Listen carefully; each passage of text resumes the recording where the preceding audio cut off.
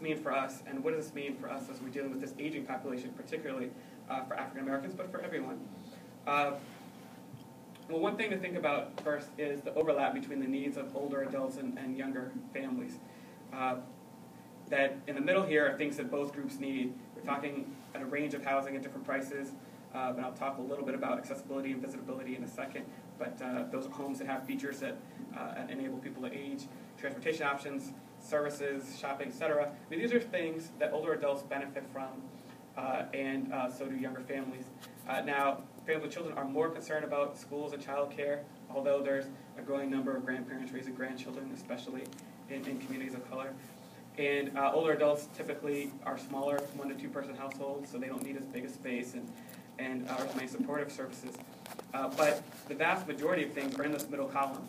And to me, good planning practice takes into account the needs of people of all ages and incomes and physical abilities, and makes all of these things in the middle happen, and happen at all price points and for people of all ability levels. And then you have a community that works for everybody. And that's really, I think, the goal when you think about the whole community. One report I don't have with me, because that box was way too heavy as it was, is this report here that I'm going to talk about for a couple examples. We went across the country a couple of years ago and looked at whether locations near transit made a difference. And us looking at one particular of those factors, we wanted to find out first how much affordable housing there was as a part of it, but more importantly, does location of the housing really make a difference, especially for older adults? The theory being that many older adults don't use public transportation to the same degree, so what's behind that? Does it actually get benefits? So I'm going to tell you 2 quick examples. One is Cleveland, and Coleman Court is here. It's in downtown Cleveland, or Cleveland's east side, I should say. Majority black neighborhood. I'd say probably 80% African American. But on the map here, you'll see these orange lines are rail lines. The blue lines are bus lines that run at least 15 minutes all day.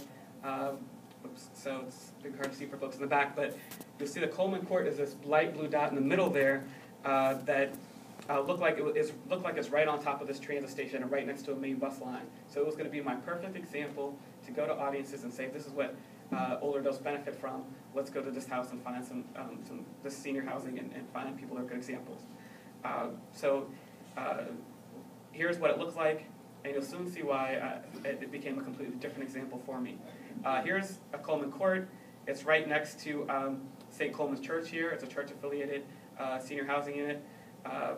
And right here is the West 65 Rapid Transit Station. And as you can see, you should be able to easily go through the parking lot and get to, there's a staircase here.